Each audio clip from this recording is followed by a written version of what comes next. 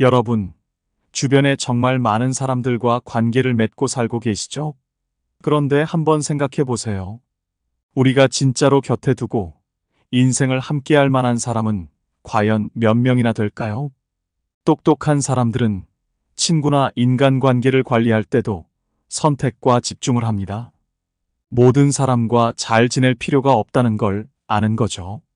그렇다면 그들은 어떤 사람만 남기고 어떤 사람과는 과감히 관계를 정리할까요? 바로 그 이야기를 지금부터 풀어보겠습니다. 먼저 꼭 남겨야 될 사람에 대해서 이야기해 보겠습니다. 첫 번째, 새벽 2시에 전화할 수 있는 사람. 여러분, 새벽 2시에 전화를 걸 수 있는 사람이 있나요? 그 사람은 평생 곁에 두셔야 합니다. 그 시간에도 망설임 없이 전화를 받을 수 있는 사람이라면 그건 단순한 친분이 아니라 깊은 신뢰의 증거이기 때문이죠. 수진 씨는 얼마 전 큰 어려움을 겪었어요. 남편과의 갈등이 극에 달하고 이혼을 고민할 정도로 힘든 시간을 보내고 있었죠. 한밤중에 눈물이 멈추지 않아서 견딜 수가 없던 수진 씨는 새벽 2시에 가장 친한 친구 혜진에게 전화를 걸었어요. 전화기 너머로 혜진은 피곤한 목소리였지만 지금 바로 나갈게. 라고 말하며 한 걸음에 달려왔죠. 혜진은 그날 밤 아무 말 없이 수진 씨 곁에서 함께 울어주고 들어주며 끝까지 함께 해줬어요. 수진 씨는 그때 느꼈습니다. 이 친구는 내가 절대 잃어서는 안 될 사람이다. 여러분, 우리가 위기 상황에서 가장 먼저 연락하는 사람이 누구인지는 정말 중요한 문제입니다. 심리학자들은 이를 긴급 본능이라고 부르는데 우리 뇌는 큰일 났다 싶으면 가장 신뢰하는 사람에게 자동으로 연락을 하게 만든다고 해요. 마치 머릿속에 비상 연락망이 내장된 것처럼 말이죠. 그리고 그 사람, 바로 새벽 2시에 전화할 수 있는 사람이 진짜 인생에서 중요한 사람입니다. 평소에는 연락을 자주 안 할 수도 있고 그냥 가볍게 지내는 사이일지라도 막상 인생이 흔들릴 때 생각나는 그 한 사람. 그 사람은 바로 여러분 인생의 히든카드 같은 존재입니다. 심리학에서는 진짜 관계는 위기에서 드러난다고 합니다. 평범한 날엔 수많은 사람이 주변에 있을지 모르지만 정작 중요한 순간에 곁에 남는 사람은 소수예요. 마치 영화 속 슈퍼히어로처럼 딱 필요할 때 나타나서 여러분을 구해주는 사람. 바로 이 사람이 인생의 진짜 영웅인 셈입니다. 평소엔 잘 티가 나지 않더라도 위기 때 그 사람이 전부예요. 정약용은 이렇게 말했습니다. 참된 벗은 언제나 서로를 의지할 수 있어야 한다. 한밤중에라도 마음을 나눌 수 있는 벗이야말로 진정한 벗이다. 지금 여러분이 생각하고 있는 그 사람이야말로 평생 곁에 두어야 할 소중한 사람입니다. 그리고 그 사람에게 오늘 마음속의 감사와 따뜻한 말을 전해보세요. 여러분의 관계가 더욱 깊어질 겁니다. 두 번째, 나한테 지적해도 전혀 기분 안 나쁜 사람. 여러분, 누군가가 나에게 지적을 했을 때 기분이 상하지 않는 경우가 몇 번이나 있었나요? 보통은 누군가가 나에게 무언가를 지적하면 마음이 찌릿하게 아프죠. 그런데 이상하게도 어떤 사람의 지적은 전혀 기분이 나쁘지 않고 오히려 감사하게 느껴질 때가 있어요. 그 사람은 누구일까요? 바로 진짜 내 편이 되어줄 사람입니다. 예를 들어 볼까요?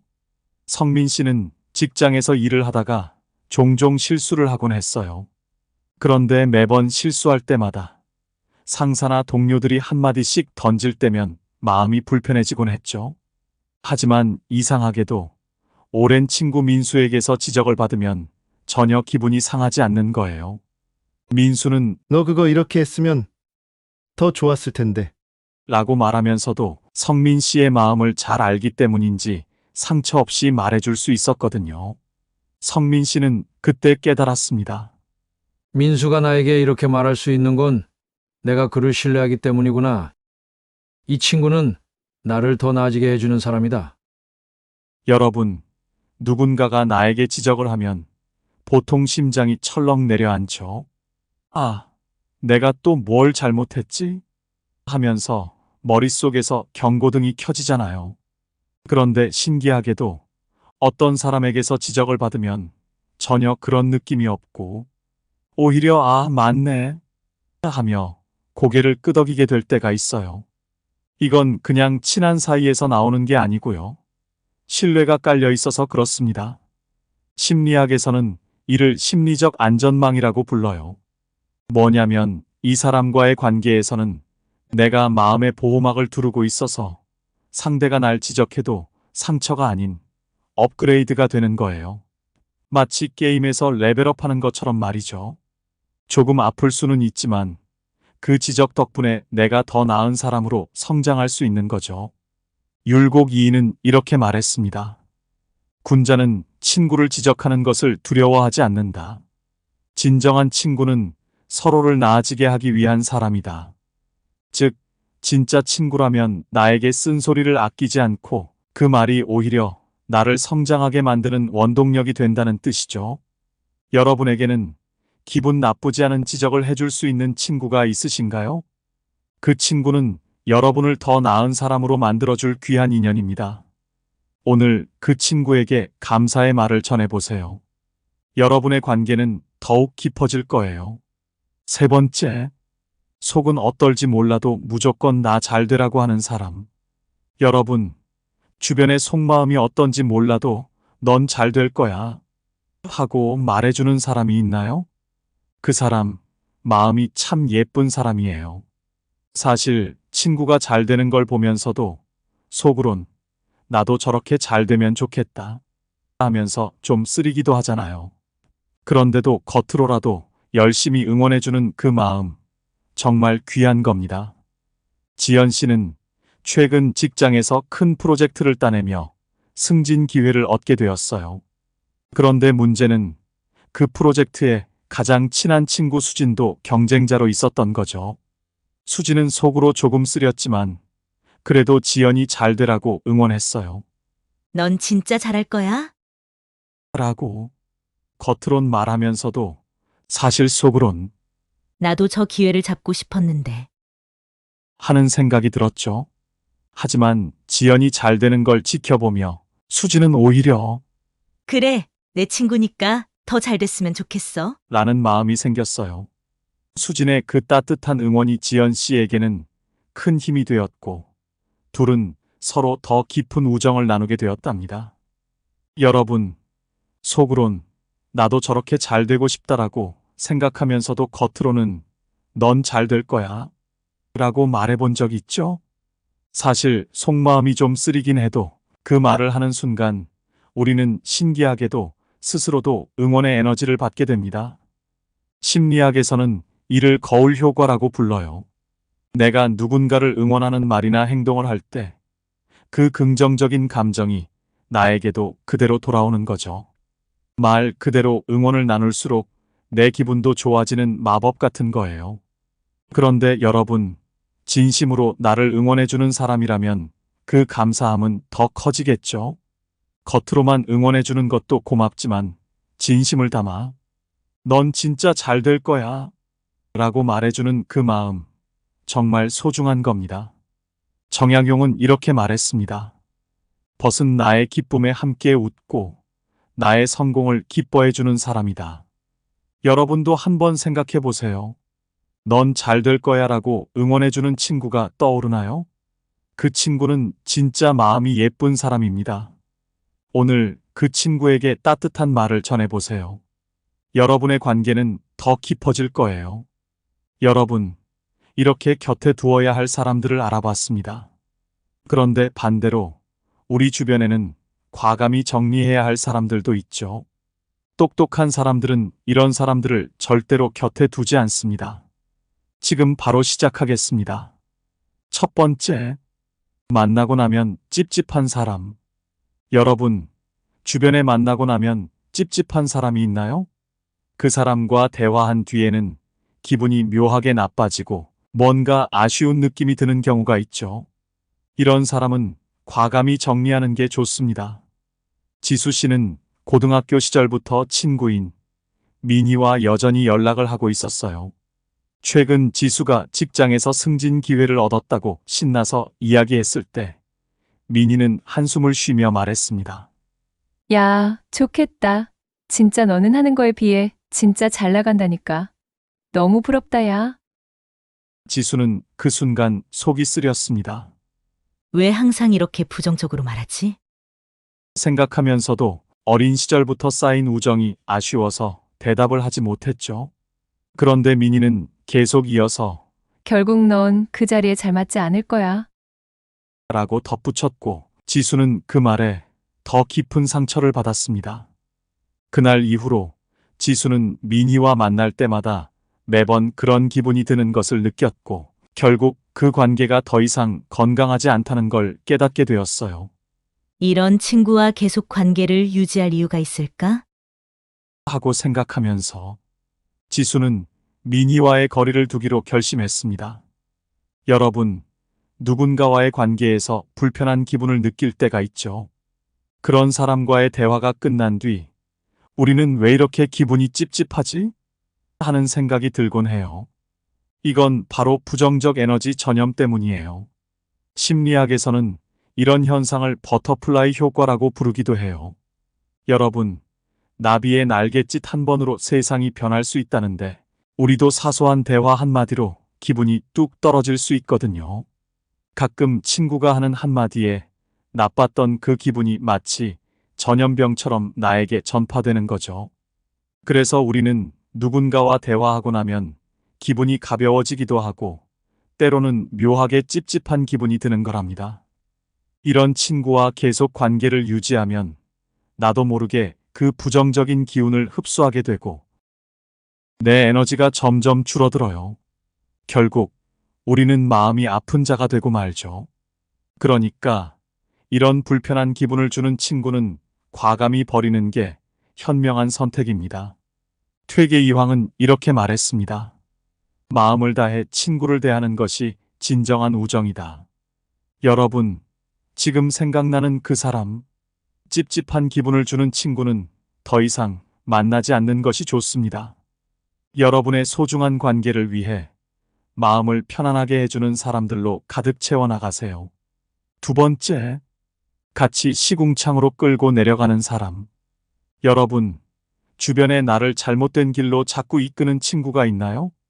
분명히 안 좋은 선택이라는 걸 알면서도 괜찮아, 그냥 해, 라고 부추기는 사람 말이죠. 이런 친구는 과감히 정리할 필요가 있습니다. 재호 씨는 회사에서 승진 시험을 준비하느라 열심히 노력 중이었어요. 개인 시간을 줄여가며 집중하고 있었죠. 그런데 어느 날 친구 승우가 전화를 걸어옵니다. 야, 그거 나중에 해도 돼. 오늘은 우리 그냥 술 한잔 하자. 승진 시험 준비한다고 좋은 친구 이러면 안 되잖아. 재호는 순간 흔들렸습니다. 지금 시험이 얼마 안 남았는데 라는 생각이 들었지만 승우의 계속된 설득에 결국 유혹에 넘어갔습니다. 그날 밤 술을 마시며 시간을 보낸 재호는 다음 날 시험 준비에 차질이 생겼고 그 후로도 승우와 어울리며 중요한 시간을 계속 놓치게 되었죠. 결국 재호는 깨달았습니다. 이렇게 어울리다가는 내 목표를 이룰 수 없겠구나. 그 순간 재호는 승우와의 관계를 다시 생각하게 되었고 거리를 두기로 결심했습니다. 이런 상황을 심리학에서는 부정적 유도라고 부릅니다. 나쁜 선택으로 이끄는 친구는 마치 기회 도둑 같아요. 우리의 판단을 흐리게 하고 결국 중요한 기회를 놓치게 만듭니다. 처음엔 작은 유혹이겠지만 한두 번 넘기다 보면 점점 더 큰 기회를 스스로 버리게 되죠. 우리는 서로가 성장할 수 있는 친구 관계를 맺는 것이 정말 중요합니다. 진짜 좋은 친구란 나를 올바른 방향으로 이끌어주고 함께 성장해가는 사람입니다. 그 관계가 바로 진정한 우정이죠. 정약용은 이렇게 말했습니다. 벗은 서로의 길을 바르게 이끌어 주어야 한다. 여러분, 내 목표를 방해하고 나를 잘못된 길로 끌고 가는 친구는 더 이상 가까이 두지 않는 것이 좋습니다. 서로의 성장을 응원하며 함께 나아갈 수 있는 관계가 진정한 우정입니다. 여러분의 인생을 더 나은 방향으로 이끌어줄 수 있는 사람들과 함께하는 것이 중요합니다. 세 번째, 기브앤테이크가 제대로 안 되는 사람. 여러분, 인간관계에서 기브앤테이크가 중요하다는 걸 느끼신 적 있으신가요? 함께하는 관계는 서로 주고받는 것이 공평해야 하는데 한쪽이 계속 주기만 하고 다른 한쪽은 받기만 한다면 그 관계는 결코 오래 갈 수 없습니다. 성민 씨는 친구 준혁과 오래된 친구였어요. 준혁은 늘 나 요즘 돈이 없어서 네가 좀 싸줘. 라고 말하곤 했죠. 성민은 좋은 친구니까 몇 번이고 밥도 사고 술도 샀습니다. 그런데 어느 날 성민은 SNS에서 준혁이 해외여행을 다니고 외제차를 끌고 다니는 모습을 보게 되었어요. 그 순간 성민은 뒤통수를 맞은 듯한 기분이 들었습니다. 돈이 없다고 해서 내가 다 냈는데 이 친구는 나한테만 손 벌리고 자기 돈은 이렇게 쓰는구나. 그 뒤로 성민은 준혁과의 관계를 다시 생각하게 되었고 기브앤테이크가 제대로 이루어지지 않는 이 관계가 자신에게 불공평하다는 걸 깨닫게 되었습니다. 이런 상황을 심리학에서는 관계적 불균형이라고 해요. 한쪽이 계속해서 베풀고 다른 쪽은 받기만 하는 관계는 결국 불균형을 초래하게 됩니다. 여러분도 아마 이런 경험이 한 번쯤은 있었을 거예요. 처음엔 내가 기꺼이 베풀었지만 시간이 지날수록 그 사람이 나를 이용한다는 느낌을 받게 되는 순간 말이죠. 기브앤테이크가 제대로 안 되는 친구는 마치 한쪽으로만 기울어진 저울 같아요. 계속 기울어져 있다 보면 결국엔 무게를 견디지 못하고 저울이 망가지게 되는 거죠. 건강한 관계는 서로 주고받는 게 균형 잡혀 있어야 해요. 한 사람이 계속 주기만 하면 그 관계는 오래가기 힘들고 언젠가는 무너지게 됩니다. 정약용은 이렇게 말했습니다. 벗은 서로를 이롭게 하는 관계여야 한다. 여러분, 내 돈을 함부로 알고 자기만 챙기는 친구는 더 이상 가까이 두지 않는 것이 좋습니다. 기브앤테이크가 확실히 이루어지는 서로를 배려하고 이끌어줄 수 있는 관계를 만들어 나가세요. 여러분은 어떤 사람을 곁에 두고 어떤 사람을 멀리 하시나요? 댓글로 지혜를 나누어 주세요. 많은 분들께 큰 도움이 될 것입니다. 이 영상이 필요한 분들께 공유해 주시고 구독과 좋아요로 저를 응원해 주세요. 여러분과의 소중한 연결이 저에게 큰 힘이 됩니다. 오늘도 여러분의 행복을 빕니다. 이상으로 행복 주문서였습니다.